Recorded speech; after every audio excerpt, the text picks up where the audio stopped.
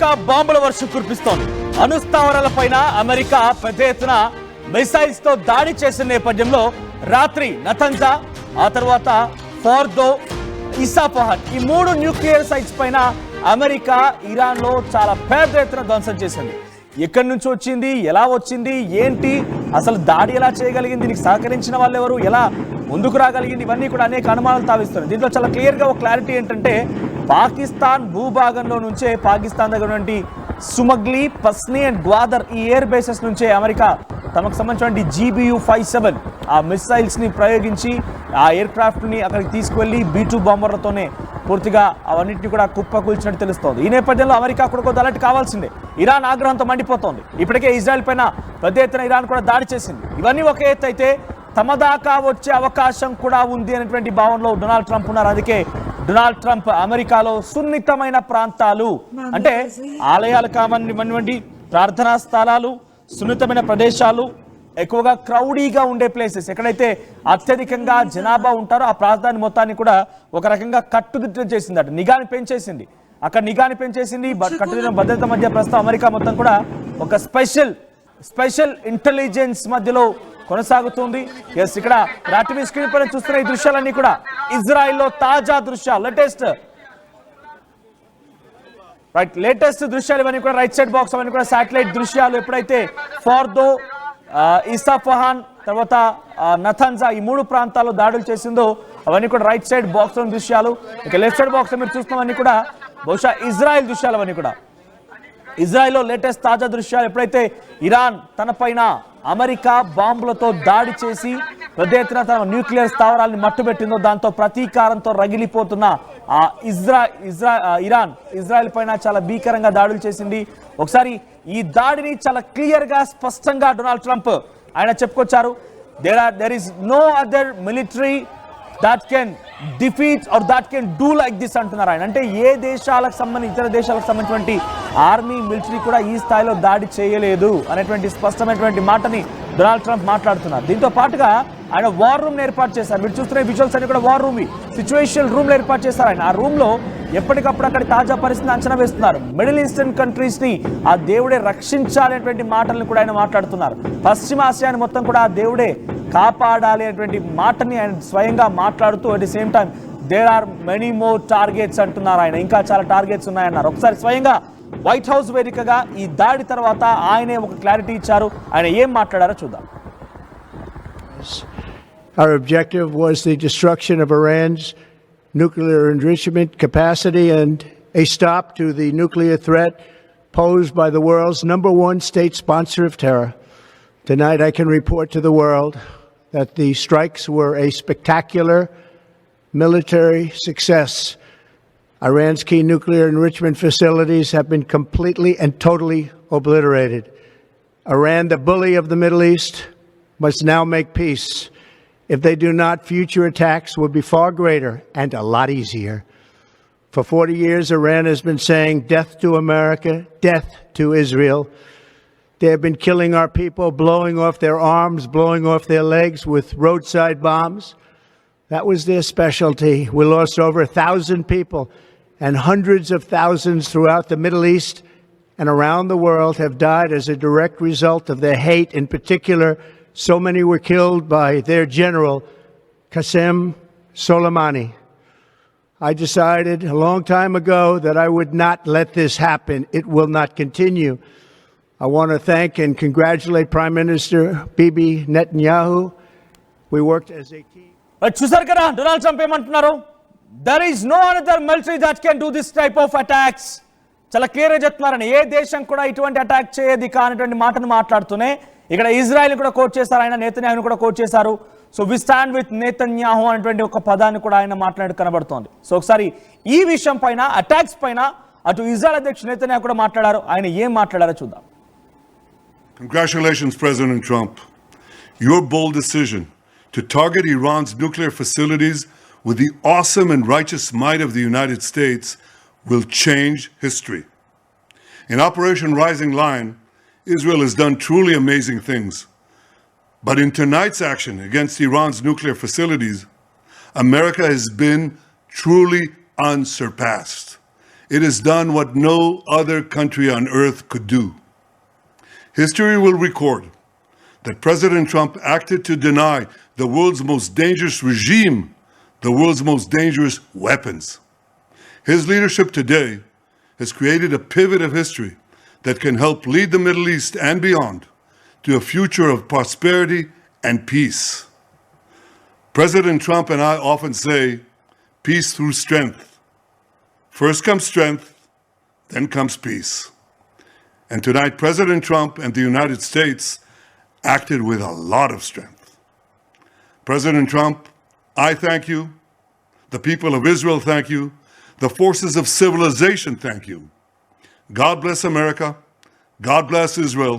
And may God bless our unshakable alliance, our unbreakable. Congratulations, Donald Trump, for your bold decision. And in fact, Operation Rising Lion is also have done a great job అంటున్నారు Netanyahu. అంటే ఇటు operation rising line పేరుతోనే Israel Iran పైన దాడి చేస్తోంది. So మేము కూడా చాలా అద్భుతమైన ప్రదర్శన కనబరిచాం, మేము కూడా చాలా పెద్ద ఎత్తున అక్కడ దాడులు చేశాం. కానీ మీరు డైరెక్ట్గా న్యూక్లియర్ ఫెసిలిటీస్ పైన దాడి చేయడం అనేది చాలా గొప్ప విషయంగా అభివర్ణిస్తూ నెతన్యాహు డొనాల్డ్ ట్రంప్ కూడా అప్రిషియేట్ చేస్తున్నారు. ఒకసారి మీకు ప్రెజెంట్ అటు ఇరాన్ పైన ఎటువంటి దాడులు జరిగాయి, ఇరాన్ ప్రతీకార దాడిలో భాగంగా ఇజ్రాయెల్ పై ఎటువంటి దాడులు చేసిందో ఆ రెండు విజువల్స్ చూపిస్తాం. సో లెఫ్ట్ సైడ్ బాక్స్ లో మీరు చూస్తున్న విజువల్స్ అన్ని కూడా అమెరికా ఈ రోజు జరిగిన దాడి నేపథ్యంలో ఫార్దో, తర్వాత అక్కడ ఉన్నటువంటి నతాన్జా, ఆ తర్వాత ఇసాఫాన్, ఈ మూడు ప్రాంతాల్లో దాడి చేసిన తర్వాత శాటిలైట్ దృశ్యాలు ఇవన్నీ కూడా. సో ఎలా దాడి జరిగిందని దానికి మీరు చెప్పారు precision targets. So precision targets లో భాగంగా అక్కడ ఉన్నటువంటి ఆ మిసైల్స్ రికార్డ్ చేసిన దృశ్యాలు ఇవన్నీ కూడా లెఫ్ట్ సైడ్ బాక్స్ లో కనబడుతున్నాయి. దానికి ప్రతీకారంలో భాగంగా డైరెక్ట్ గా అమెరికాని ఇప్పుడు కొట్టలేదు ఇంకా ఇరాన్.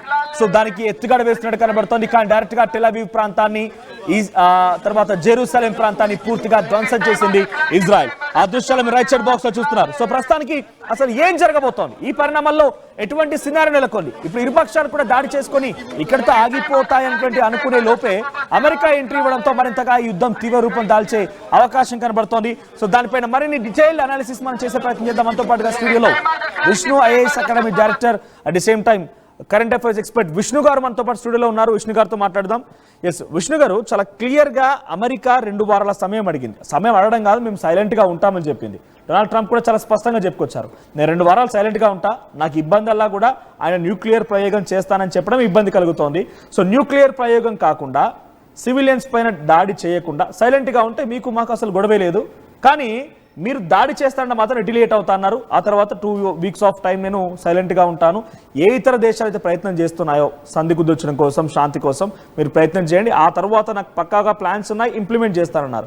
కానీ ఏం జరిగిందో తెలియదు. కానీ 2 వీక్స్ ఆఫ్ టైం కాస్త జస్ట్ 24 అవర్స్లోనే ఆ మాటని కాస్త మాట గౌరవం లేకుండా మాట నాపేసి ఆయన అటాక్ చేశారు. సో ఏం జరిగి ఉంటుంది 24 అవర్స్లోనే?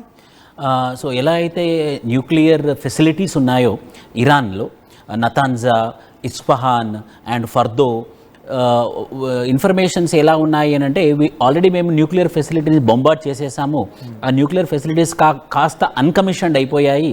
So there is no strength for nuclear energy in Iran అని అనుకున్నారు. కానీ మొసాడ్ ఏదైతే ఇంటెలిజెన్స్ ఆర్గనైజేషన్ ఉందో, ఆ మొసాడ్ నుంచి వచ్చినట్టు ఇన్ఫర్మేషన్ బీబీసీ న్యూస్లో ఏమని చెప్పారు అని అంటే, ఇజ్రాయెల్ ఇంటెలిజెన్స్ ఏజెన్సీ అయినటువంటి మొసాడ్ ఏమని ఇన్ఫర్మేషన్ ఇచ్చిందంటే, ఇరాన్ న్యూక్లియర్ ఎక్స్పెరిమెంట్స్ ఇంకా ఆపలేదు, ఇరాన్ ఇంకా న్యూక్లియర్ ఫెసిలిటీని ఇంకా రన్ చేస్తుంది. సో అది ఎలా చేస్తుందనంటే ఇజ్రాయెల్ని టార్గెట్ చేసే విధంగా ఉందని చెప్పేసి మొసాడ్ దగ్గర ఉన్నటువంటి ఇన్ఫర్మేషన్ ఆధారంగా ఇజ్రాయెల్ యునైటెడ్ స్టేట్స్ ఆఫ్ అమెరికాకి ఇన్ఫర్మేషన్ ఇవ్వడం వల్ల, సో ఇజ్రాయెల్ మీద బొంబార్డ్ చేసిందంటే there is high chance that they also bombard United States of America. So ఎలా అయినా సరే ఈ న్యూక్లియర్ వార్ని ఆపాలని చెప్పేసి Donald Trump bombarding in the sense Iran అనేది ఇజ్రాయెల్ వైపుగా ఎక్కువ పెట్టి న్యూక్లియర్ బాంబ్స్ ఆల్రెడీ లాంచ్ చేయడమే ఆలస్యం, ఇజ్రాయెల్ మొత్తం పటాపంచలైపోతుంది. ఆ రకంగా అమెరికా పైన కూడా ఎక్కువ పెట్టే అవకాశం ఉంది. ఈ డౌట్ వచ్చింది. సో ఎప్పుడైతే ఇలా ఇజ్రాయెల్ మీద అమెరికా మీద వేసే అవకాశం ఉంది కాబట్టి మేమే ముందు స్టెప్ తీసుకున్నట్టు ఈ డొనాల్డ్ ట్రంప్ యొక్క ఇన్ఫర్మేషన్ అయితే మన దగ్గర ఉంది. కానీ మోస్ట్ ఇంపార్టెంట్, ఇజ్రాయెల్ మొదటి నుంచి ఏమని చెప్తుందనంటే ద ప్రెజెన్స్ ఆఫ్ ఇరాన్, అంటే ఇరాన్ ఒక దేశం ఉండడము మా ఎగ్జిస్టెన్షియల్ థ్రెట్, మా సర్వైవల్ థ్రెట్. సో అది హమాస్కి సపోర్ట్ కానివ్వండి, లేకపోతే హెజబుల్లాకి సపోర్ట్ కానివ్వండి, లేకపోతే లేకపోతే హౌతీస్ రెబల్స్కి సపోర్ట్ కానివ్వండి, ఇవన్నీ కాస్త ఇజ్రాయెల్ టార్గెట్ చేస్తుంది. మనకు తెలుసు ఇజ్రాయెల్కి స్ట్రాంగ్ అలీ అని అంటే ఇరాన్ ఎగ్జిస్టెన్స్ అనేది ఇజ్రాయెల్కి ముప్పు. సో ఎలాగైనా సరే ఇజ్రాయెల్ని మట్టగలిపేస్తే తప్పించి ఈ ఇజ్రాయెల్ అనే దేశం ముందుకెళ్ళదని చెప్పేసి వీళ్ళిద్దరూ సంభాషణ కానీ ఇన్ఫర్మేషన్ ఎక్స్చేంజ్ కానీ ఇవి జరుగుంటాయి. But Netanyahu, Benjamin Netanyahu and Donald Trump, కానీ ఇది ఖచ్చితంగా ఒక మ్యాసివ్ స్టెప్. ఏదైతే Donald Trump night Indian standard time ప్రకారంగా నైట్ ఏదైతే స్టెప్ తీసుకున్నాడో ఇట్ ఈస్ 100% మ్యాసివ్ స్టెప్. ఇది చాలా భయంకరమైనటువంటి స్టెప్ తీసుకున్నారు. దీని యొక్క కాన్సిక్వెన్సెస్ ఈరోజు మనం చూసినట్టయితే యునైటెడ్ స్టేట్స్ ఆఫ్ అమెరికా మొత్తం ఒక లాక్డౌన్ సిచ్యువేషన్లోకి తీసుకొచ్చారు. ఒక మన ఇండియాలో అయితే సెక్షన్ 144 అంటాము, అలాంటి సెక్షన్ అక్కడ విధించారు. ప్రతి రిలీజియస్ టెంపుల్స్, రిలీజియస్ ప్లేసెస్ ఎక్కడైతే ఉన్నాయో మార్కెట్లన్నీ బంద్ అయిపోయాయి. సో ఎక్కడ ఇరాన్ అటాక్ చేస్తుందేనని చెప్పేసి ఈ సిచ్యువేషన్ స్వయాన యునైటెడ్ స్టేట్స్ ఆఫ్ అమెరికా తెచ్చుకున్నప్పటికీ కూడా డొనాల్డ్ ట్రంప్ ఎలా సమర్థించుకుంటున్నాడు అని అంటే, మా మీద అటాక్ జరిగే కన్నా ముందు మేమే అటాక్ చేస్తాము. సో ఇప్పటి వరకు మా దగ్గర ఉన్నటువంటి పాలసీ నో ఫస్ట్ యూజ్, అంటే మేము మొదట యూజ్ చేయము, కానీ మేము మా నో ఫస్ట్ యూజ్ అనే పాలసీని పక్కన పెట్టి మరి మేమే ఫస్ట్గా యూజ్ చేస్తున్నాము. వాళ్ళ మీద మేము యూజ్ చేయకపోతే మాత్రం మాకే నష్టం జరిగే అవకాశం ఉంది. కాబట్టి ఆ డెటరెన్స్ అనేది పనికిరాదు. అంటే భయపెట్టేయడానికి ఏదైతే మన దగ్గర వెపన్స్ ఉన్నాయో సరిపోవు. ఇప్పుడు ఇరాన్ యొక్క నాశనమే మా యొక్క టార్గెట్. ఇరాన్ ప్రపంచ పటంలో లేకపోవడమే మా యొక్క ముఖ్యమైనటువంటి ఉద్దేశం అని చెప్పేసి ఈ యొక్క మ్యాసివ్ రిటాలియేషన్, మ్యాసివ్ స్టెప్ ద్వారా చాలా మంది అడిగే క్వశ్చన్ ఒకటి, ఇక్కడ ఇజ్రాయెల్ కి ఇరాన్ కి మధ్య ఐడియాలజికల్ విభేదాలు ఉంటే ఉండనివ్వండి, వారి మధ్య కొంత కాన్ఫ్లిక్ట్స్ ఉంటే ఉండనివ్వండి, కానీ అమెరికా ఒక మనం జాగ్రఫికల్ గా చూసినప్పుడు ఒకసారి పీసీఆర్ మ్యాప్ ప్లే చేయండి ఇఫ్ పాసిబుల్. సో జాగ్రఫికల్ గా ఇజ్రాయెల్ ఏ మాత్రం కూడా ఇరాన్ కి సరితూగదు, కనీసం 25% కాదు. అటువంటి ఇజ్రాయెల్ కి సపోర్ట్ చేసి ఇరాన్ పైన అమెరికా యుద్ధాన్ని దిగిందంటే ఇట్స్ మ్యాటర్ ఆఫ్ ఈగోనా, లేకపోతే అక్కడ యుద్ధాన్ని దిగడం వల్ల అమెరికాకు వచ్చే లాభం ఏంటి? అమెరికాకి అయితే నాకు తెలిసి ఫైనాన్షియల్ గా కానీ, ఎకనామికల్ గా కానీ, లేకపోతే వాళ్ళకి సంబంధించి ఆర్మీ పర్సన్స్ గా కానీ ఎటువంటి ఉపయోగం అయితే ఉండకపోవచ్చు. It's matter of ego, that's it, అంతేనా? అంటే 1979లో ఎప్పుడైతే ఇరానియన్ రెవల్యూషన్ వచ్చిందో అక్కడ ఉన్నటువంటి పహల్వీ డైనాసిటీలో ఉన్నటువంటి షాని పక్కన పెట్టేసి ఈ ఇస్లామిక్ రిపబ్లిక్ ఆఫ్ ఇరాన్ లాగా మారినప్పటి నుండి ప్రతిరోజు దాదాపు గంటకి ఇరాన్ ఏమని చెప్తుందని అంటే, మా శత్రువు యునైటెడ్ స్టేట్స్ ఆఫ్ అమెరికా, మా target United States of America. So ప్రతి సందర్భంలోనూ యునైటెడ్ స్టేట్స్ ఆఫ్ అమెరికాను టార్గెట్ పెట్టడము, ఎప్పటికీ యునైటెడ్ స్టేట్స్ ఆఫ్ అమెరికాకు మాకు థ్రెట్ ఇరాన్తో ఉందని తెలుసుకోవడము, ఆ భయాందోళనలో ఉండడం 1979 నుంచి స్టార్ట్ అయింది. 1979 కన్నా ముందు ఇరానియన్ రెవల్యూషన్ లేదు. ఇరానియన్ రెవల్యూషన్ లేకముందు పహాల్వీ డైనాసిటీ ఉండే, that is called as monarchal government. ఆ మొనార్కల్ గవర్నమెంట్ ఎంత ఫ్రీడమ్ అంటే అక్కడ ఉన్నటువంటి ముస్లిం అమ్మాయిలు ఆర్ ముస్లిం పీపుల్ వాళ్ళు బీచ్లలో కూడా ఉండేవాళ్ళు అనమాట. అంత లిబరల్గా ఉన్నటువంటి కంట్రీ ఇరాన్ ఉండే 1979 కన్నా ముందు. ఎప్పుడైతే ఇస్లామిక్ రెవల్యూషన్ వచ్చేసిందో 1979లో, అప్పటి నుండి మొత్తానికి మారిపోయి, అంటే pro United States of America ఉన్నటువంటి Iran anti United States of America ఆ 1979 కంట్రీలో. Before revolution, after revolution pro United States of America, anti United States of America. ఆ రోజు నుంచి 1979 నుంచి 2025 వరకు ఏదో ఒక రూపంగా, ఏదో ఒక విధంగా మమ్మల్ని బెదిరిస్తున్నారు, మా ఎగ్జిస్టెన్షియల్ థ్రెట్లా ఉందని చెప్పేసి యునైటెడ్ స్టేట్స్ ఆఫ్ అమెరికా గట్టిగా నమ్మింది. సో తనకు కూడా ఒక పగ అనేది ఉందన్నమాట ఇరాన్ మీద.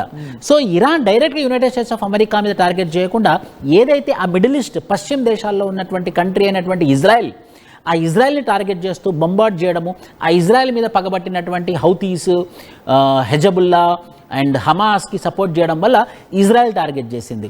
సో ఎప్పటికైనా కూడా ఇరాన్ ఉంటే నాకు నష్టమే, నీకు నష్టమే, యునైటెడ్ స్టేట్స్ ఆఫ్ అమెరికాకి నష్టమే, ఇజ్రాయెల్కి నష్టమే, మన ఇద్దరం కలిసి ఇరాన్ లేపేద్దాం అన్నట్టున్నారు అన్నట్టు. ఓకే, ఇద్దరు కలిసి నెతన్యాహు, డొనాల్డ్ ట్రంప్. ఇప్పుడు డైరెక్ట్ గా ఆయన యుద్ధంలోకి అంటే గతంలో ఎన్నో యుద్ధాలు చూసాం మనం, కానీ ఎప్పుడు డైరెక్ట్ గా ప్రత్యక్ష యుద్ధంలో దిగిన దాఖలా లేవు. ఇప్పుడు డైరెక్ట్ గా యుద్ధంలోకి దిగడం అంటే ఎలా చూడాలి? డొనాల్డ్ ట్రంప్ అంటే మూడో ప్రపంచ యుద్ధానికి సంకేతం అనుకోవాలా? ఇక్కడ క్వశ్చన్ ఇంట్రెస్టింగ్ గా ఎందుకు ఇక్కడ రైజ్ చేశానంటే, రష్యా అండ్ చైనా చాలా క్లియర్ గా చెప్పుకొచ్చారు, నువ్వు డైరెక్ట్ గా వస్తే అది నెక్స్ట్ లెవెల్ ఒక వార్ గా మారే అవకాశం ఉంది, డెఫినెట్ గా ఒక న్యూక్లియర్ వరకు వెళ్లే అవకాశం ఉంది. సో దయచేసి మీరు ఇన్వాల్వ్ అవ్వకండి.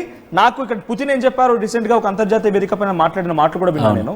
సో స్పష్టంగా ఏం చెప్పారంటే, I have very good relationship with Netanyahu, at the same time to Ali Khamenei, I will mediate with both of them and make it peace అని అన్నారు. అంటే నేను శాంతిని తీసుకొస్తాను, ఇద్దరి మధ్య నేనే మధ్యవర్తిత్వం వహిస్తానన్నారు. ఇక్కడ రెండు రష్యా అండ్ చైనా చిన్న మాత్రం దేశాలు కావు, అవి కూడా చాలా ఒక రకం అగ్రరాజ్యాలుగా భావించాలి. వాళ్ళు చెప్పినా వినకుండా, ఇది పీస్ కోసం ప్రయత్నం చేయకుండా తానే ఇన్వాల్వ్ అయిపోయి అటాక్ చేయడానికి ఇప్పుడు రష్యా చైనా ఎలా చూస్తాయి? సో రష్యా చైనా కూడా వార్నింగ్ ఇచ్చాయి, నువ్వు ఎంటర్ కాకు, ఎంటర్ అయితే మేము కూడా ఎంటర్ కావాల్సి వస్తుందని చెప్పి. ఇప్పుడు ఎంటర్ అయ్యే అవకాశం ఉందంటారా? అవును, ఖచ్చితంగా.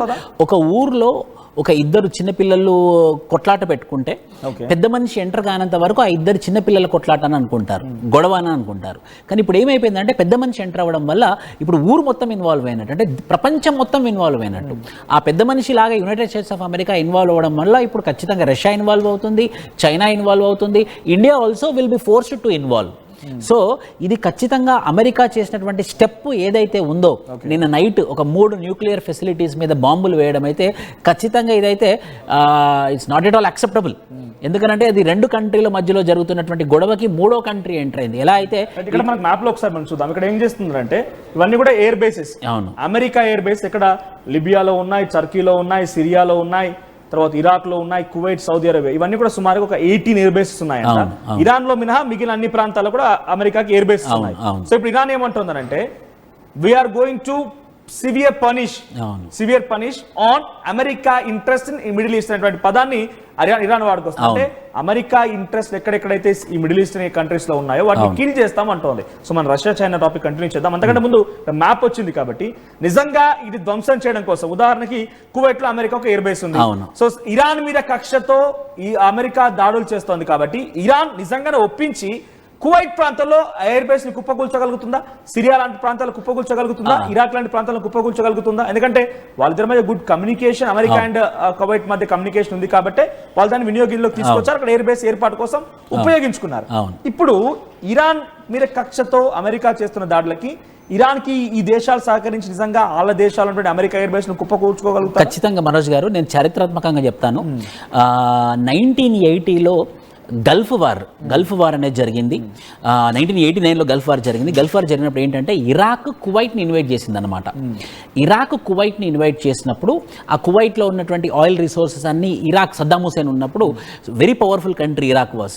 సో ఎట్లయినా సరే కువైట్ని ఆక్రమించాలన్న ఉద్దేశంతో వచ్చినప్పుడు కువైట్లో ఉన్నటువంటి పాపులేషన్ ఏమో షియా అండ్ రూరర్స్ ఏమో సున్నీస్ అనమాట. సో ఇరాన్ షియా కంట్రీ ఏం చేసిందంటే మా ప్రజలకు ఇబ్బంది అవుతుంది ఇరాక్ అనే కంట్రీ ఇన్వైట్ చేయడం వల్ల అని చెప్పేసి ఈ ఇరాన్ సపోర్ట్ చేసింది కువైట్కి.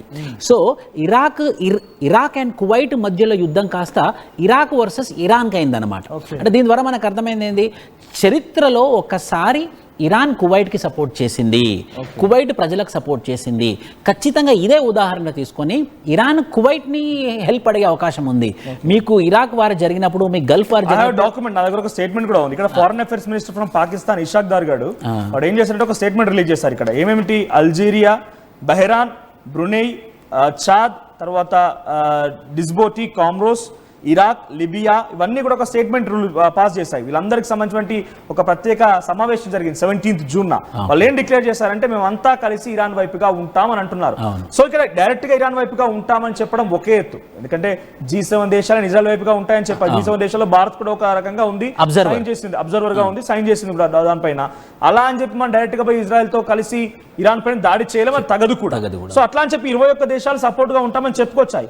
కానీ ఇక్కడ హౌతీలు మాత్రమే అగ్రెసివ్ గా యుద్ధం చేస్తున్నారు, మిగిలిన దేశాలు ఏవి కూడా రాలేదు. అడుగుతుంది ఒకటే, ఇక్కడ ఆ 18 ఎయిర్ బేస్ ఎక్కడైతే ఉన్నాయో ఆ ఎయిర్ బేసెస్ వాళ్ళ దేశాల్లో ఉన్నాయి. ఇలా సౌదీలో అమెరికా ఎయిర్ బేస్ ఉంది, ఖతార్ లో అమెరికా ఎయిర్ బేస్ ఉంది, ఇరాక్ లో అమెరికా ఎయిర్ బేస్ ఉంది. సో ఈ దేశాలు అమెరికా ఎయిర్ బేస్ ఉన్నాయి. ఇరాన్ ఏమంటోంది, మిడిల్ ఈస్టర్న్ కంట్రీస్ లో అమెరికా ఇంట్రెస్ట్ ని కుప్పకూలుస్తాం అంటే ఆ ఎయిర్ బేసెస్ ని కుప్పకూలుస్తాం. సో దానికి ఈ దేశాలు అంగీకరిస్తాయా, సహకరిస్తాయా? అదే ఇప్పుడు నేను చెప్పినట్టు కువైట్ కి ఒకప్పుడు ఇరాన్ హెల్ప్ చేసింది కాబట్టి ఖచ్చితంగా కువైట్ హెల్ప్ చేసేలాగుంది. ఇంకోటి బహ్రెయిన్ అనే కంట్రీలో షియా పాపులేషన్ ఎక్కువ ఉంది, ఇరాన్ లో కూడా షియా పాపులేషన్ ఎక్కువ ఉంది కాబట్టి వాళ్ళు సపోర్ట్ చేసే అవకాశాలు ఉన్నాయి. ఫైనల్ గా ఎర్దోగాన్ టర్కీ, ఆయన కూడా ముస్లిం ఇంట్రెస్ట్ ఎక్కువ ఉంది కాబట్టి టర్కీ కూడా ఖచ్చితంగా సపోర్ట్ చేసింది ఆల్రెడీ. సో ఈ ముస్లిం అనే కామన్ ఇంట్రెస్ట్ వల్ల ఈ మిడిల్ ఈస్టర్న్ లో ఉన్నటువంటి అన్ని ముస్లిం కంట్రీస్ అయితే సపోర్ట్ చేసే అవకాశాలు ఎక్కువగా ఉన్నాయి. కానీ ఇప్పుడు ఇది సపోర్ట్ అడిగే స్థాయిలో ఉందా లేదా ఇరాన్ అన్నది, ఎందుకంటే మనం చూసినట్టయితే తెహ్రాన్ని అటాక్ చేశారు, నతన్జాని అటాక్ చేశారు, ఫర్దోని అటాక్ చేశారు, ఇస్ఫాన్జాని అటాక్ చేశారు. సో పలు ప్లేసెస్ని అటాక్ చేయడం వల్ల ద ఖమ్నై ఇంత powerful supreme leader of Iran అతనే బంకర్లో దాచుకున్నాడు. మరి ఈ సిట్యువేషన్లో ఇరాన్ వీళ్ళని వెళ్ళి సహాయం అడగగలదా, లేకపోతే వాళ్ళు బతకడమే గొప్ప విషయమా అనే ప్రశ్న మనకి రియల్ గ్రాస్ రూట్ లెవెల్లో ఎలా ఉంది ఇరాన్ అని తెలవాల్సిన అవసరం ఎంతైనా ఉంది. అంటే హెల్ప్ అడిగే సిచ్యువేషన్ పొజిషన్ కూడా లేదా ఇరాన్ ఉండకపోవచ్చు, తెలియదు మనకి. అంటే గ్రాస్ రూట్ లెవెల్లో ఎలా ఉంది, ఎందుకంటే దాదాపు అటు ఇజ్రాయెల్ బొంబార్డింగ్ చేస్తుంది, ఇటు United States of America bombarding చేస్తుంది. ప్రజలు ఆల్రెడీ ఒక 20 రోజుల నుంచి. ఇంట్రెస్టింగ్ గా విష్ణు గారు, రష్యాకు సంబంధించి కూడా రీసెంట్ గా జనవరి 2025 లో కూడా గ్యాస్ అగ్రిమెంట్ కి సైన్ చేసింది రష్యాతో Iran. So 20% of strategic partnership ని కూడా మెయింటైన్ చేస్తున్నారు వీళ్ళు కూడా. సుమారుగా ఒక $20 to $50 బిలియన్ ఆఫ్ ఇన్వెస్ట్మెంట్స్ రష్యావి ఇరాన్ లో ఉన్నాయి. సో రష్యాకి చాలా ఇంపార్టెంట్ ఇప్పుడు ఇరాన్ ని కాపాడుకోవడంలో కూడా. ఇరాన్ బతికించుకోవడం రష్యాకి అవసరం ఇప్పుడు. సో ఈ దృష్ట్యా ఒకటి, ఎప్పటికైనా కూడా కోల్డ్ వార్ అవుతుంది. United States of America and Russia మధ్యలో కోల్డ్ వార్ ఉంది. ఇప్పుడు ఒక మంచి ఆపర్చునిటీ రష్యాకి, ఇరాన్కి సపోర్ట్ చేసి ఇరాన్ ద్వారా తన పగ తీర్చుకోవడం కోసం. సో ఆల్రెడీ రష్యా కూడా చెప్పింది, యుఎస్ఏ మీరు గమ్మున ఉండండి, మీరు మాత్రం ఇజ్రాయెల్ సపోర్ట్ చేస్తే నేను కనుక ఇరాన్ సపోర్ట్ చేశానంటే ప్రపంచం ఖచ్చితంగా అల్లకొల్లోలం అయిపోతుంది. రష్యా సపోర్ట్ చేసి చైనా సపోర్ట్ చేస్తుంది ఇరాన్కి. సో దాదాపు రష్యా అండ్ చైనా కనుక సపోర్ట్ చేసిందనంటే USA and Israel will be zero. It's mental support వరకు ఓకే, ఫిజికల్ గా వార్ ఎక్విప్మెంట్ లేకపోతే వాళ్ళు కూడా డైరెక్ట్ గా ఆర్మీ పర్సన్. ఇప్పుడు ఉదాహరణకి అమెరికా తీసుకుంటే, అమెరికా ఇరాన్ మధ్య 1979 తర్వాత కొంత విభేదాలు ఉండొచ్చు, కానీ డైరెక్ట్ గా వార్ డిక్లేర్ చేయాల్సిన అవసరం అమెరికాకి లేదు. డైరెక్ట్ వార్ డిక్లేర్ చేసి ఆర్మీ పర్సన్స్ వచ్చి అక్కడ మిసైల్స్ వేసి 3 ప్రాంతాలను కుల్లగొట్టాయి. ఇప్పుడు రష్యా కూడా ఇదే స్థాయిలో ఇరాన్ కి సపోర్ట్ చేస్తూ వాళ్ళు ఇజ్రాయెల్ పైన దాడి చేయవచ్చా, చేయగలుగుతారా, ఆ స్థాయిలో ఉంటుందంటారా? ఖచ్చితంగా. ఇప్పుడు అంటే అది బోల్డ్ స్టెప్ అయిపోతుంది. ఇప్పుడు మనం ఊహించలేదు యునైటెడ్ స్టేట్స్ ఆఫ్ అమెరికా రాత్రికి బాంబులు చేసేస్తుందని. సో పుతిన్ ఇక ట్రంప్ కన్నా తేడా మనిషి. సో పుతిన్ కనుక నిజంగానే రంగంలో దిగుతే మాత్రం, సో ఈ ఇంటర్నేషనల్ సినారియోస్లో ఏమవుతుందంటే, if you talk practically, next minute ఏమవుతుందో మనం అర్థం చేసుకోలేని situation.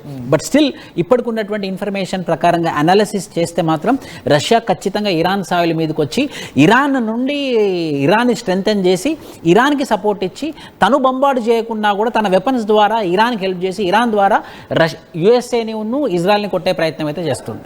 సాధ్యమవుతుందా? USA has a biggest military power, war equipment power ఉంది, ఎయిర్ క్రాఫ్ట్స్ ఉన్నాయి, మిసైల్స్ ఉన్నాయి, న్యూక్లియర్ కూడా దానికి కూడా ఉంది. ఇవన్నీ తలుచుకుంటూ పోతుంది. నిజంగా మీరు అంటున్న మాట వింటుంటే, ఇమాజిన్ చేసుకుంటే, రష్యా వస్తుంది ఇరాన్లోకి, ఇరాన్ నుంచి ఇజ్రాయెల్ టార్గెట్ చేస్తుంది, తర్వాత అమెరికన్ టార్గెట్ చేస్తుంది అంటే ఇదంతా కూడా అగ్రరాజ్యాల మధ్య యుద్ధం, ఒక ప్రపంచ యుద్ధానికి సంకేతమే. ఒకసారి మనకు పీసీఆర్ ఇఫ్ పాసిబుల్ ప్రపంచ యుద్ధం అంటే ఒక మ్యాప్ ప్లే చేయండి. సో ఏ దేశాల మధ్య యుద్ధాలు జరుగుతున్నాయి, ఆ యుద్ధాలు ఎక్కడి వరకు దారితీస్తాయని చెప్పి మనం ఒకసారి కంక్లూడ్ చేద్దాం, దాని గురించి మనం మాట్లాడుకుందాం. సో ఒకసారి ఇప్పుడు అమెరికా పైన నిజంగా రష్యా దాడి చేయాలని ఒక ఆలోచనతో ఉంటే ఏంటి సిచ్యువేషన్ మరి? అమెరికా ఇప్పుడు రష్యా కనుక అమెరికా మీద దాడి చేయాలి, అమెరికా కనుక రష్యా మీద దాడి చేయాలనే ఉద్దేశం ఉంటే మాత్రం it's none other than third world war. Definite గా దాన్నే థర్డ్ వరల్డ్ వార్ అంటారు. ఇప్పుడు ఒక ఊర్లో కిమ్ రంగంలోకి దిగుతారు, నార్త్ కొరియా కిమ్ జాంగ్ రంగంలో దిగుతారు. అతను పిచ్చోడి చేతిలో రాయనంటే కిమ్ జాంగ్ ఉన్ వస్తే మాత్రం నార్త్ కొరియన్ ప్రెసిడెంట్, చైనా రావచ్చు. సో ఈ చైనా చెప్పినట్టు నార్త్ కొరియన్ ప్రెసిడెంట్ అంటాడు. సో నార్త్ కొరియా వచ్చేస్తుంది. సో ఇదొక అలీ అవుతుంది, అదొక అలీ అవుతుంది. అది నాటో ఫోర్సెస్ అవుతుంది. అంటే European countries and north American countries అని నాటో ఫోర్సెస్ అయిపోతుంది. ఇదేమో ఇరాన్ సపోర్టింగ్ కంట్రీస్ అని ఒక ఫోర్సెస్ అవుతుంది. కాకపోతే ఇవి ఒక దశాబ్దాలుగా ఉన్నటువంటి పగలు, దశాబ్దాలుగా ఉన్నటువంటి కోల్డ్ వార్ ఇప్పుడు ఒక మెటీరియలైజ్ కాబోతుంది అన్న దానికి ఎవిడెన్స్ ఇది ఇన్ని రోజులు దశాబ్దాలుగా ఉన్నటువంటి గొడవ కాస్త మెటీరియలైజ్ కాబోతుంది, ఒక నిజం కాబోతుంది అన్న దానికి మాత్రం ఉదాహరణ మనం చెప్పుకోవచ్చు. సో ఖచ్చితంగా ఇప్పుడు కనుక రష్యా మాత్రం అమెరికాకు సపోర్ట్ చేసింది అని అంటే మాత్రం, రష్యా కనుక యుఎస్ఏకి సపోర్ట్ చేసింది అనుకో, రష్యా కనుక యుఎస్ మీద దాడి చేసింది అనుకోండి, ఖచ్చితంగా it is called as third world war. Okay, నిజంగా సిచ్యువేషన్ ఉంటుందా? అంటే ఇప్పుడు ఓవరాల్ గా రేడియేషన్ లీక్ అవ్వడం లేదంటే మాట ఇరాన్ చెప్తూ ఉంటుంది బహుశా. సో అదే చెప్తుంది కూడా, ఇక్కడ ఆల్రెడీ మేము ఈ ఎవాక్యువేట్ చేసాం ఆల్రెడీ, ఇక్కడ ఫోర్దోలో కానివ్వండి, అట్ ద సేమ్ టైం నథాన్జా, ఈసఫహాన్ ప్రాంతాల్లో ఎక్కడ కూడా బాంబులు లేవు, న్యూక్లియర్ స్థావరాలు మేము అక్కడ నుంచి ఆల్రెడీ 1 నెల రోజుల ముందుగానే ఎవాక్యువేట్ చేసాం, మాకు ఇది ఎక్స్పెక్ట్ చేసాం కాబట్టి. సో కాబట్టి మాకు రేడియేషన్ లీక్ లేదని అంటోంది. సో అక్కడ రేడియేషన్ లీక్ లేకపోవచ్చు. కానీ ఇప్పుడు నేను ఒక గూగుల్ సెర్చ్ లో చూసాను, ఇజ్రాయెల్ ఒక రోజుకి ఇరాన్ పైన దాడి చేయాలన్నా, దాన్ని దాడులు అడ్డుకోవాలన్నా కూడా ఒక రోజుకి 2500 కోట్ల రూపాయలు అవుతున్నాయి. అవునండి, నిజం. అంటే ఆవరేజ్ గా ఒక ప్రజలకు అర్థం చెప్పాలంటే, తెలంగాణలో ఒక పెన్షన్, 1 నెల రోజుల పెన్షన్, ఒక సహాయం చేసేటువంటి పెన్షన్ పథకం అయితే ఉందో ఆ పెన్షన్ పథకం ఇవ్వచ్చు. అంటే అంతటి స్థాయిలో ఖర్చు చేస్తుంది ఇజ్రాయెల్. సో ఇప్పుడు రెడ్ సీ దగ్గరకు ఆల్రెడీ హౌతీలు కాపు కాసుకొని కూర్చున్నారు. అమెరికా ఎట్టి పరిస్థితుల్లో కూడా వార్ ఎక్విప్మెంట్ ఇజ్రాయెల్ సహాయం చేసే అవకాశం లేదు. డైరెక్ట్ గా యుద్ధం చేయాలి తప్ప డైరెక్ట్ గా అక్కడ ఇచ్చే సహాయం చేసే అవకాశం లేదు. అరేబియా సముద్రం దగ్గర ఏమైనా కనుక దాడి చేద్దాం ఇరాన్ వైపు నుంచి అంటే కనుక అయితే పాకిస్తాన్ సహకరించాలి, లేదనుకుంటే అక్కడ కూడా కాపు కాసుకొని కూర్చున్నారు. ఇక్కడ స్ట్రైట్ ఆఫ్ హ్యూర్మజ్ అని ఒకటి ఉంది, అది కూడా పూర్తిగా బ్లాక్ చేశారు. సో ఎట్టి పరిస్థితిలో పోయే అవకాశం లేదు ఇక. సో ఇప్పుడు ఇజ్రాయెల్ పరిస్థితి ఏంటి? అమెరికా సంగతి తర్వాత చూద్దాం. ఫస్ట్ ఇజ్రాయెల్ లేపేద్దాం, ఇజ్రాయెల్ పూర్తిగా కుప్పగూల్చేద్దాం అన్న ఆలోచనతో కనుక ఇరాన్ ఉంటే, ఎందుకంటే అమెరికా ఇజ్రాయెల్ భుజం పై నుంచి ఇరాన్ పేలుస్తోంది కాబట్టి ఇజ్రాయెల్ పూర్తిగా లేకుండా చేసే ఆలోచన కనుక ఇరాన్కి వస్తే గత్యంతరం పరిస్థితి ఇజ్రాయెల్ పూర్తిగా కొలాప్స్ అవ్వాల్సిందే. No opportunity. ఇంకా మళ్ళీ డిస్టెన్స్ వైస్ కూడా పెద్ద రిస్క్ కాదు ఇరాన్కి. ఇది ఇక్కడ మ్యాప్ లో చూడండి, మ్యాప్ లో చూసినట్టయితే ఇప్పుడు మనం Saudi Arabia, Gulf of Aden, Red Sea, ఇప్పుడు అక్కడ ఏదైతే పైరసీ హైజాకింగ్ ఆర్ బోర్డింగ్ అని ఉందో అక్కడ ఇరాన్ అనే కంట్రీ ఉంది. అక్కడ అది రెడ్ సీ. ఆ రెడ్ సీ నుంచి ఆ పక్క మ్యాప్ కొంచెం అటుపై ఇంకా క్లియర్ కనబడుతుంది, ఆ పైన ఇజ్రాయెల్ ఉంటుంది. ఆ పైన ఇజ్రాయెల్ ఉంటుంది కాబట్టి దానికి మహా అయితే 400-500 కిలోమీటర్స్, 600 కిలోమీటర్స్ డిస్టెన్స్ లో ఉంటుంది. ఈ డిస్టెన్స్ నుండి సో 600 కిలోమీటర్స్ అంటే ఒక న్యూక్లియర్ బాంబును వేయడం పెద్ద కష్టం కాదు. సో ప్రాక్టికల్ గా చూసుకున్నా కూడా యునైటెడ్ స్టేట్స్ ఆఫ్ అమెరికా మీద బొంబార్డ్ వేయడం కన్నా ఇజ్రాయెల్ మీద బొంబార్డ్ వేయడం ఈజీ కాబట్టి సో ఇజ్రాయెల్ మీద వేయడానికి ఎక్కువ. అమెరికా వెళ్ళాలంటే ఈ రూట్ వెంటే వెళ్ళాల్సి వస్తుంది. అమెరికా వెళ్ళాలంటే Suez canal, red sea, Bab el Mandeb and state of Hormuz ఈ ప్రాంతం నుండి వచ్చేసి మన అరేబియన్ సీలో కలుస్తుంది. సో ఆల్రెడీ మనకు తెలిసింది ఏంటి, ఈ ప్రాంతం అంతా ఆపేసింది, రెడ్ సీ ప్రాంతం అంతా ఆపేసి హౌతీ కంట్రోల్లోకి వచ్చేసింది, అంటే ఇండైరెక్ట్లీ ఇరాన్ కంట్రోల్లో ఉంది. ఇప్పుడు దీనివల్ల 7% ఆఫ్ ద ప్రైజెస్ ఇంక్రీజ్ అయ్యాయి oil across the world. So oil prices కూడా ఇంక్రీజ్ అవుతుంది. ఈ షిప్లు ఎలాగో మూవ్ అవ్వు, ఇలానే ఈ రూట్ ద్వారానే వెళ్ళి మాత్రం ఇజ్రాయెల్ని మాత్రం చాలా ఈజీగా బట్ ఒకసారి ప్రపంచవ్యాప్తంగా ఎటువంటి పరిస్థితి ఒకసారి పీసీఆర్ ప్రపంచవ్యాప్తంగా ప్రపంచ యుద్ధం అనేటువంటి ఒక మ్యాప్ ప్లే చేయండి. సో మూడో ప్రపంచ యుద్ధం, నేను అందుకే అంటున్నాను ఇక్కడ, అందుకే ఒక ఎక్స్పర్ట్ కూడా తీసుకొచ్చాను మీకు నేను. మూడో ప్రపంచ యుద్ధం అనగానే భారత్లో కూడా కొంత విపత్కర పరిస్థితులు ఉంటాయి, భారత్లో కూడా ఇబ్బంది ఎదుర్కొంటారని అంటే డైరెక్ట్గా యుద్ధంలో మన దగ్గర వచ్చి మిసైల్స్ పడతాయని కాదు. ఇందాక విష్ణు గారు అన్నారు ఆయిల్ ప్రైజెస్ పెరిగా, ఎస్ ఇన్ఫ్లేషన్ వస్తుంది, ఇన్ఫ్లేషన్తో పాటుగా ధరలు పెరుగుతాయి, ప్రతిదా నిత్యావసర ధరలు పెరిగిపోతాయి. ఒక ప్రపంచ దేశాలు అల్లకల్లోలం జరుగుతుంటే మన భారతదేశం పైన మిసైల్ పడాల్సిన అవసరమే లేదు. మనం కూడా ఇబ్బంది పడాలంటే ఏంటి, ఇన్ఫ్లేషన్ పెరిగి ధరలు పెరగొచ్చు, మనకు ఫ్యూయల్ ప్రైజెస్ పెరగొచ్చు. ఒక్క ఫ్యూయల్ ప్రైస్ పెరిగితే సరిపోతుంది మొత్తం కూడా. ఫర్ ఎగ్జాంపుల్ అండి, ఇన్ఫ్లేషన్ రావడానికి గల్ఫ్ వార్ జరిగినప్పుడు 1989లో 1991లో మన ఇండియాలో లీటర్ పెట్రోల్ 600 రూపాయలు ఒక 15 days ఉండే, 600 rupees because of Gulf war. A year లో అది 1990లో. సో ఇప్పుడు ఇదే వార్ కనుక ఇంకో 15 days సస్టైన్ అయిందంటే ఖచ్చితంగా there will be huge impact on Indian inflation, Indian market, oil అన్నిటి మీద. అందుకే పదే మూడో ప్రపంచ యుద్ధం వస్తుందా అని చెప్తున్నారా అంటే ఇక్కడ కారణం అనేది నేను డైరెక్ట్ గా మిసైల్స్ వస్తాయని ఎక్కడ చెప్పలేదు. అమెరికా నుంచో లేకపోతే ఇరాన్ నుంచో భారత్ వైపుగా మిసైల్స్ వస్తాయని ఎక్కడ మాట్లాడుకోవడం లేదు. ఇందాక విష్ణు గారు చెప్తున్నట్టు 1990లో 600 రూపాయలు అయిందట లీటర్ పెట్రోల్ అప్పుడు యుద్ధంలో. సో ఇప్పుడు అటువంటి పరిస్థితి, ఒక పెట్రోల్ ధర పెరిగి సరిపోతుంది అన్నిటిపైన ధరలు పెరగడానికి. సో అటువంటి ఒక విపత్కర పరిస్థితి ఎదురయ్యే అవకాశం ఉంది. ఫైనల్గా మనం ఒకసారి మ్యాప్ ప్లే చేద్దాం పీసీఆర్, దాంతో కంక్లూడ్ చేద్దాం. ఒకసారి మ్యాప్ ప్లే చేయండి ప్లీజ్. సో మూడో ప్రపంచ యుద్ధానికి ఎలా దారితీస్తుందంటే అమెరికా చైనా మధ్య కోల్డ్ వార్ ఉంది, రష్యా ఉక్రెయిన్ వార్ నడుస్తుంది, ఇరాన్ ఇజ్రాయెల్ వార్ నడుస్తుంది, భారత్ పాకిస్తాన్ ఉంది, మధ్యలో 21 దేశాలు వచ్చాయి. ఈ నేపథ్యంలోనే చాలా పెద్ద ఎత్తున ఒక హైలైట్ అంశం ఏంటంటే ఇక దాదాపుగా సిమ్టమ్స్ కనబడుతున్నాయి. రష్యా కనుక ఇరాన్కి సపోర్ట్ చేసి వాళ్ళు కూడా డైరెక్ట్గా కనుక యుద్ధానికి దిగాల్సి వస్తే డెఫినెట్గా ఒక విపత్కర పరిస్థితి. సో ప్రస్తుతానికైతే ఇవన్నీ ఎయిర్ బేసెస్ సంబంధించిన మ్యాప్ ఇది. సో ఎక్కడెక్కడ ఎయిర్ బేసెస్ ఉన్నాయి, ఇరాన్ అండ్ టెల్ అవీవ్ ఇక్కడ కనబడుతుంది. క్యాంప్ అరిఫ్జాన్ ఉంది కదా, అది ఇరాన్ ప్రాంతము, టెల్ అవీవ్ అనేది ఇజ్రాయెల్ ప్రాంతము. సో పెద్ద డిస్టెన్స్ ఏం కాదు కాబట్టి ఖచ్చితంగా there is high chance that Israel మీద బొంబార్డ్ చేయడానికి అవకాశాలు ఎక్కువగా ఉన్నాయి. రైట్. సో నిజంగానే ఇటువంటి విపత్కర పరిస్థితి వస్తే డెఫినెట్గా అందరం కూడా ఇబ్బంది పడాల్సిందే. అందుకే మూడో ప్రపంచ యుద్ధం రాకూడదు అనేది కోరుకుందాం. బట్ డెఫినెట్గా దాని తాలూకా సిమ్టమ్స్ అయితే కనబడుతున్నాయి. చూద్దాం మరి ఈ రోజు కల్లా ఇరాన్ అయితే అగ్నిగుండంలా మండిపోతోంది. ఏ క్షణమైనా ఇజ్రాయెల్ పైన భీకరంగా దాడులు కొనసాగించే అవకాశం, అవసరమైతే ఇజ్రాయెల్ పైన పూర్తిగా కూడా కుప్పకూల్ చేసే అవకాశం కనబడుతుంది. చూద్దాం మరి ఏం జరుగుద్దో. సో మూడో ప్రపంచ యుద్ధం అయితే సిమ్టమ్స్ ఉన్నాయి. మరి ఆ సిమ్టమ్స్ తాలూకు ఎటువంటి పరిణామాలు చోటు చేసుకుంటాయి, ఎప్పటికప్పుడు వార్ అప్డేట్స్ మీరు తెలుసుకోవాలంటే వెంటనే ఆర్టీవీ లైవ్ని ఫాలో అవ్వండి. సో థ్యాంక్ యూ విష్ణు గారు. సో మొత్తం ఇది మూడో ప్రపంచ యుద్ధాన్ని నిజంగానే పరిస్థితులు దారితీస్తాయా, ఎలా ఉండబోతుంది అనేది మాత్రం సిచ్యువేషన్ చూడాల్సిందే. సో అమెరికా అధ్యక్షుడు చాలా క్లియర్గా అగ్రెసివ్గా మాస్గా ముందుకు వచ్చి ఆయన దాడి చేశారు. కానీ దాడి చేయకపోతే పరిస్థితి మరోలా ఉండేది. దాడి చేశారు కాబట్టి పరిస్థితి పూర్తిగా ఇంకా రెచ్చిపోయింది, ఇంకా దిగజారిపోయిందని చెప్పొచ్చు. థ్యాంక్ యూ విష్ణు గారు. సో ఇది మీ అభిప్రాయం ఏంటి కామెంట్ చేయండి. అమెరికా పాత్ర వల్లే మూడో ప్రపంచ యుద్ధం వచ్చే అవకాశం ఉందనుకుంటున్నారు డొనాల్డ్ ట్రంప్ యొక్క వ్యవహారం పైన మీ అభిప్రాయం కామెంట్ చేయండి.